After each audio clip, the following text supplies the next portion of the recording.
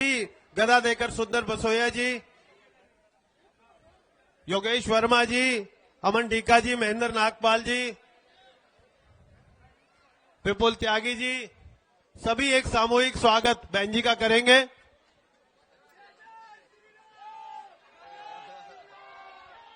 जय श्री राम, जय श्री राम, भारत माता की, भारत माता की, भारतीय जनता पार्टी, भारतीय जनता पार्टी, श्री नरेंद्र मोदी, श्री नरेंद्र मोदी, श्रीमती रेखा गुप्ता, श्रीमती रेखा गुप्ता। मैं अब आग्रह कर रहा हूं कि दिल्ली की यशस्वी मुख्यमंत्री बहन रेखा गुप्ता जी के वहां आए और अपना संबोधन रख के एक बार जोरदार तालियों से बहन जी का स्वागत करें। छोड़ दे, किसी का नाम नहीं ले रही, बैठ। बोलो छठी मैया की,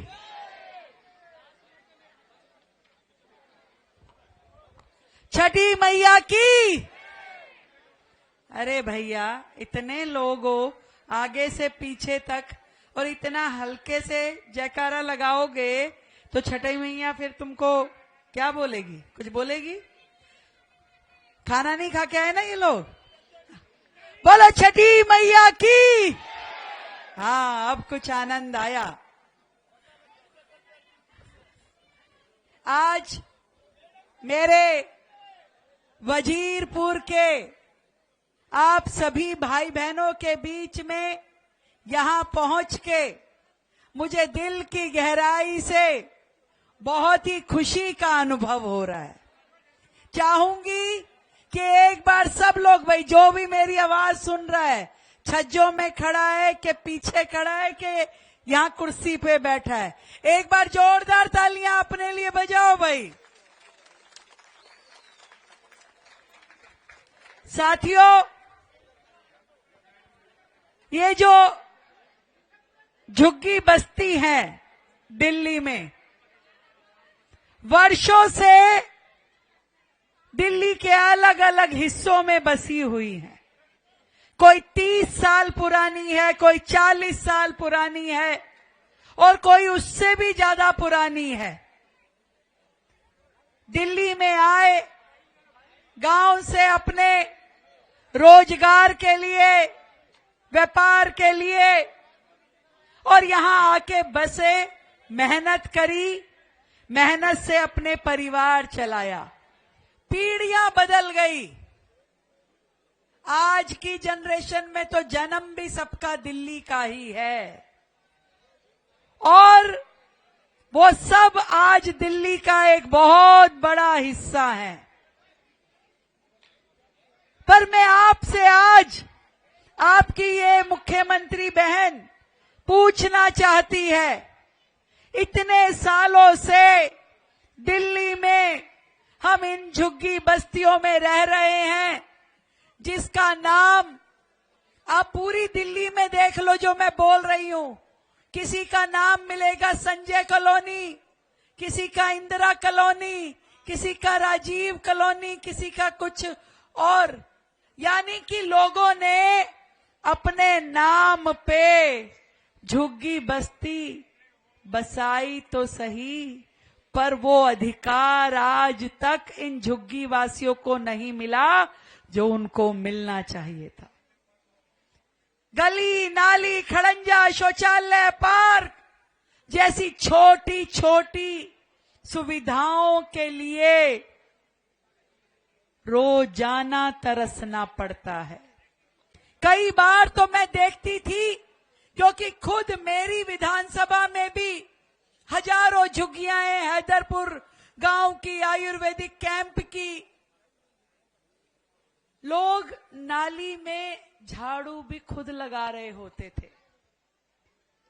कभी किसी जो 15 साल वाली सरकार आई, कांग्रेस की पंजे वाली, वो भी आई और आके चली गई। फिर झाड़ू वाली आई, 11 साल आकर के राज किया, परंतु ना कभी पंजे ने, ना कभी झाड़ू ने गरीब का दर्द समझा। कभी कोई शौचालय ढंग के बने हो, कभी बच्चों के लिए पार्क हो, और भूल जाइए कभी किसी झुग्गी में बच्चों के लिए झूले हो, कभी नहीं दिए उन्होंने। एक ही नारा था कि गरीब को गरीब रहने दो, जहां पड़ा है रहने दो, और उसको डराते रहो बस कि अरे बीजेपी आई, ये हो जाएगा, वो हो जाएगा। साथियों, मैं आपको बताना चाहती हूं, अपने इन भाई बहनों को, 27 साल बाद दिल्ली में सरकार आई है, और एक षड्यंत्र चल रहा था दिल्ली में, षड्यंत्र कि कैसे ही सरकार के आते ही जानबूझ के तोड़फोड़ मचा दो, षड्यंत्र चल रहा था। क्योंकि कंप्लेंट लगाने वाले भी वो झाड़ू वाले थे, वो आप ही थे जो कंप्लेंट लगा लगा के कि देखिए इस जमीन पे बसे हैं, देखिए उस जमीन पे बसे हैं। यदि आपकी ये बहन उस समय खड़ी ना होती, अंगद के पैर के जैसे जम के यहाँ पे निर्णय ना लेती, तो ये झुग्गियां बचती नहीं, ये तो तोड़ने पे उतारू थे। इन झुग्गियों को बचा करके हमने दिल्ली में एक बहुत बड़ा निर्णय लिया, जो आदरणीय प्रधानमंत्री नरेंद्र मोदी जी ने कहा, और आज जो इस मंच से मैं आप सबके सामने कहने जा रही हूं, मेरी बात को ध्यान से सुन लो। कोई और नहीं बोल रहा, आपकी दिल्ली की मुख्यमंत्री आपको बोल रही है कि दिल्ली में एक एक झुग्गी को पक्का मकान आपकी ये बहन देगी। हर एक झुग्गी को। कांग्रेस की सरकार थी, उन्होंने क्या नियम बनाया? उन्होंने नियम बनाया कि 2006 से पहले जो झुग्गी बसी हुई है और 15 से पहले जो रहता है, केवल उसको झुग्गी में मकान मिलेगा, केवल उसको। 50,000 फ्लैट बन के तैयार थे दिल्ली सरकार के 20 साल से, पर दिए नहीं किसी को भी, दिए नहीं किसी को। मिट्टी हो गए, टूट गए, जर्जर हो गए, ढह गई दीवारें उन मकानों की जो सरकार ने करोड़ों रुपए लगा के बनाए थे, पर किसी गरीब को दिए नहीं। मालूम है ना, वो साबदा घेवरा के, वो भलसवा के, वो जितने फ्लैट थे, सारे के सारे वर्षों तक बने रहे, करोड़ों रुपए लगे। अरे इससे अच्छा तो सीधा सीधा जनता को दे देते, तो वो अपने मकान खुद ही बना लेते। कितने लोगों ने अपने पैसे भी जमा करा रखे थे पिछली सरकारों के पास मकान लेने के लिए, पर उनको भी मकान कभी नहीं मिला। कभी मिला क्या? कभी नहीं मिला। मैं आपको ये कहना चाहती हूं, देश की राजधानी में पहली बार नरेंद्र मोदी जैसा नेता आया है जिसके दिल में गरीब का दर्द है, जिसके पेट में वो आग है जो आपके पेट में है, जो किसी ने महसूस की है, तो वो नरेंद्र मोदी है। गरीब माँ का वो बेटा जो जानता है कि गरीब अपना गुजर बसर कैसे करता है।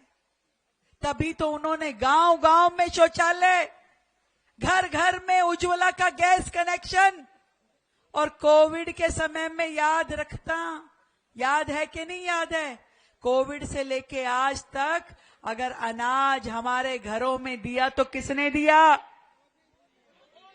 मेरी बहनें बताएंगी किसने दिया? तब कोई आपिया आया था क्या? कोई झाड़ू वाला, कोई केजरीवाल, कोई विधायक, कोई पार्षद आकर के झांका था क्या तुम्हारे घरों में?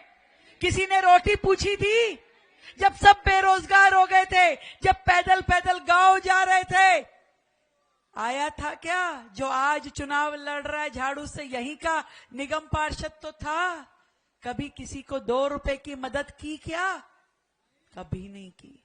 कभी किसी गरीब का केजरीवाल ने भला नहीं किया, कभी किसी गरीब की उसने मदद नहीं की। जो आज आपसे चुनाव लड़ने के लिए आ रहे हैं, तब भी मदद करी तो किसने करी? नरेंद्र मोदी ने करी। घर घर अनाज पहुंचा के, मजदूर भाइयों को भत्ता दे करके, गरीबों की पेंशन दे करके, अकाउंट खुलवा करके, जब अकाउंट खुलवाए, आज देश में हर व्यक्ति का अकाउंट खुल गया। जो कभी होते थे पहले, कभी नहीं होते थे। पहले पेंशन का एक एक चेक लेने के लिए हाजिरी मारनी पड़ती थी विधायकों की, निगम पार्षदों की, और अब क्या होता है, सीधा खाते में आते हैं। किसने किया? मोदी जी ने। क्यों? क्योंकि उन्हें मालूम है कि ये जो भ्रष्टाचार होता है, एक एक चीज जो सरकार योजना के रूप में भेजती है, वो जनता को मिलती कहां थी भैया? लूट लेते थे रास्ते में ही गरीब के हक का पैसा। पर अब वो दिन चले गए। और अब आपको मैं बताना चाहती हूं, ये देश की राजधानी दिल्ली, जहां लाखों मेरे पूर्वांचल के भाई बहन वर्षों से यहां रह रहे हैं, मैं आज आप सबके सामने, इन मीडिया के भाई बहनों के सामने कहना चाहती हूं, दिल्ली किसी एक के बाप की नहीं है, दिल्ली हम सबकी है, सबकी है, आपकी है, एक एक व्यक्ति की है, जो आप सब यहां खड़े हो। और दिल्ली के साधनों पे आप सबका अधिकार है। इसलिए हमारा ये प्रण है कि किसी का भी मकान अब टूटेगा नहीं, और जिनका टूटा है उनको भी घर देने की जिम्मेवारी हमारी है।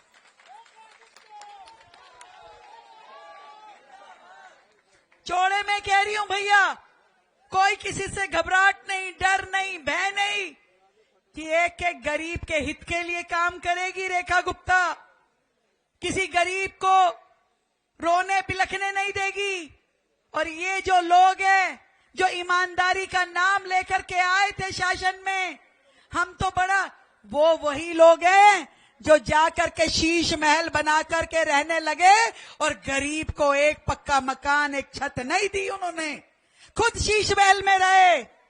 जब मुझे पूछा मुख्यमंत्री के बाद कि भाई कहाँ रहोगी, मैं कहा शीश महल में नहीं रहूंगी भाई, मुझे नहीं रहना, हम साधारण लोग हैं, साधारण घर में रह लेंगे। और इसलिए जन सेवा सदन बना करके, जिसमें मेरे कुछ भाई आए भी थे चाय पे मेरे से मिलने के लिए, मैंने कहा मेरा निवास सबका निवास है, और जिसको निवास आपको देना है वो भी आपकी बहन देगी, इस बात को आप गांठ बांध लो।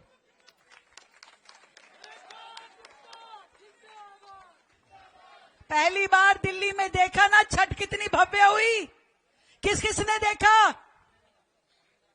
इससे पहले कभी हुई थी क्या? यमुना जी पे छठ कितने सालों से बंद पड़ी थी, यमुना जी पे छठ वर्षों बाद आप सबके आशीर्वाद ने, जब आपने बटन दबा करके ये पूनम भारद्वाज को विधायक बनाया, तब जाकर के, जब आपने अपनी बहन को मुख्यमंत्री बनाया, तब जाकर के यमुना जी पे छठ शुरू हुई। और दिल्ली में पहली बार कोई मुख्यमंत्री खुद जाकर के सूरज को दोनों टाइम का अर्घ दे करके आई, खुद जाकर के। पूरे देश में जब मैं बिहार गई चुनाव में, तो एक एक बिहार वासी ने कहा कि दीदी, इस बार जो छठ हुई, गांव जाने की जरूरत नहीं पड़ी लोगों को। और एक और खुशखबरी देती हूं भैया, सुन लो पूनम जी, 40 करोड़ रुपए की लागत से इंदरलोक मेट्रो स्टेशन से लेके आउटर रिंग रोड तक दोनों तरफ छठ घाट मैंने पास करवा दिया है, 40 करोड़ रुपए की लागत से। वीना जी के कदम देखो कितने शुभ हैं कि इनके आते ही छठ घाट पास हो गया। और 40 करोड़ रुपए किसने दिए हैं? केंद्र से मोदी जी ने दिए हैं कि रेखा ऐसा छठ घाट बनाओ, वजीरपुर वालों के लिए, नीमड़ी वालों के लिए, क्योंकि इंदरलोक से शुरू हो जाएगा भाई, जहां आज गंदगी के ढेर रहते हैं, उस पे भव्य सुंदर छठ घाट। अभी चुनाव 30 तारीख का निपटा लो भाई, रिजल्ट 3 तारीख का दिखा दो, लड्डू वड्डू खिला दो सबको, और उसके अगले दिन ही छठ घाट का यहाँ पे हम बहुत ही भव्य कार्यक्रम करके शिलान्यास करेंगे। ताली हल्की नहीं है, अभी भी हल्की लग रही है मेरे को, थोड़ा वजन डालो। और ये बहनें तो बजा ही नहीं रही, शॉल में हाथ डाल के बैठ गई हैं, इतनी थोड़ी ना ठंडी हो गई है। तो जोरदार छठी मैया की, और देखो पहली बार कोई सरकार आई है, जैसे कॉलोनियों को फंड दिया जाता है, जैसे बाकी सोसाइटी को फंड दिया जाता है, गांव को फंड दिया जाता है, पहली बार ऐसी मुख्यमंत्री दिल्ली में आई है जिसने झुग्गी का फंड अलॉट किया है। और पूरी दिल्ली में जितनी झुग्गी हैं उसमें नाली, सड़क, खड़ंजा, शौचालय, पार्क, सब बस्ती विकास केंद्र बनाने के लिए 700 करोड़। कितना? आवाज नहीं आ रही? 70 विधानसभा, 700 करोड़, सबको 10-10 करोड़ का फंड दे दिया कि जाइए। हर विधायक को कहा है कि अपने जाकर के झुग्गी बस्ती में वहां पे सारे काम कीजिए। और ऐसे ही पूनम को भी दिया है। मैंने अब भी पूछा, मैंने कहा पूनम क्या क्या काम लगवाए? कह रही है दीदी झुग्गी की सारी गलियां, नालियां, 2 नए बस्ती विकास केंद्र और 2 अटल कैंटीन। अटल कैंटीन समझते हो भैया? एक नई कैंटीन बन रही है जिसमें मात्र 5 रुपए में, कितने में? ऐसे नहीं पता चलता, जरा हाथ ऊपर उठा के ऐसे, 5 रुपए में, 5 रुपए में भरपेट भोजन मिलेगा। 2 अटल कैंटीन आपके क्षेत्र को दी है। एक बार जोरदार तालियां बजाओ भाई।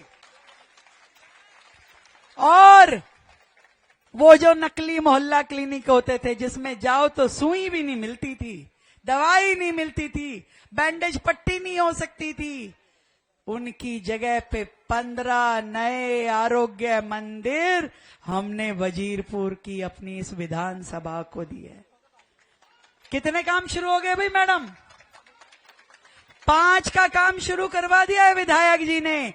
वो आरोग्य मंदिर जो पूरे देश में मोदी जी की योजना है, जिसमें आप जाओ हर प्रकार की टेस्टिंग फ्री में होगी, इंजेक्शन वैक्सीनेशन फ्री में लगेगा, दवाई फ्री में होगी, उसमें बुजुर्गों का इलाज, फैमिली प्लानिंग, ये सारा का सारा जो काम है वहीं पे आपको बड़े अस्पताल में दौड़ने की जरूरत नहीं है। छोटी बीमारी के लिए आपकी इस पूरी विधानसभा में 15 छोटा अस्पताल, आरोग्य मंदिर आपको आपके आसपास मिलेगा। अच्छा है कि नहीं है? है अच्छा? कौन कौन अच्छा मान रहे हैं?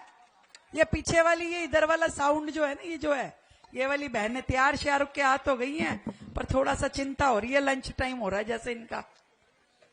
पर मैं आपको बताऊं, ये प्रधानमंत्री नरेंद्र मोदी जी है ना, वो ऐसे व्यक्ति है, कहते हैं ना सोऊं ना सोने दूं, काम करवाते हैं खींच के सबसे।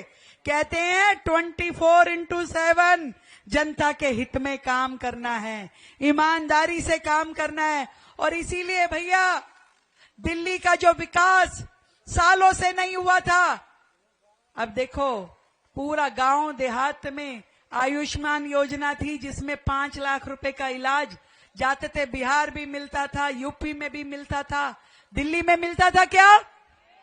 दिल्ली में बंद कर रखा था केजरी भैया ने। परंतु हमने आते ही आयुष्मान योजना शुरू करी और 5 लाख नहीं 10 लाख रुपए तक का इलाज दिल्ली वासियों को दिया। 10 लाख रुपए तक का इलाज। और भैया बात सुनो, ये जब झाड़ू वाले आएंगे ना, एक बात जरूर कहेंगे, वो 2500 रुपए नहीं मिले जी, 2500 रुपए नहीं मिले। उनकी अम्मा से पूछो कि भैया तुमको सारा खजाना तो खाली छोड़ गए, बिल्कुल उसमें साफ करके चले गए, दिल्ली के विकास के लिए तुमने पैसा नहीं दिया, तो एक आधा साल तो दो। ये रेखा गुप्ता है, नरेंद्र मोदी जी की जुबान पे जान दे सकती है। और हमने कहा है 2500 रुपए मिलेंगे तो मिलेंगे मेरी दिल्ली की बहनों को 2500 रुपए।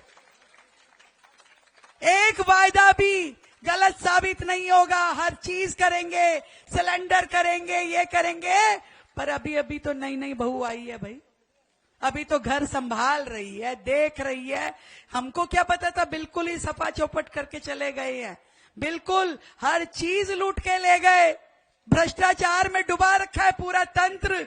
अब जा करके सेट करने में टाइम लगता है। चीजें खड़ी करनी है, लोगों को मकान देने हैं, नाली सड़क खड़ंजा बनाना है, पूरा दिल्ली भर में शौचालय बनाना है, आयुष्मान योजना लागू करनी है, अटल कैंटीन के माध्यम से भोजन देना है, बिजली फ्री देनी है, पानी फ्री दे रहे हैं। एक योजना हमने बंद नहीं करी। कोई बता दे कोई योजना बंद हुई क्या? बल्कि नई चीजें शुरू कर रहे हैं। 2 चीजें बताती हूं, आपका मन खुश हो जाएगा। सालों से दिल्ली में नए राशन कार्ड नहीं बने हैं क्या? पिछले 15 साल से एक भी राशन कार्ड दिल्ली में नया नहीं बना। जब मैंने आके सूची चेक कराई तो इतने सारे नकली राशन कार्ड।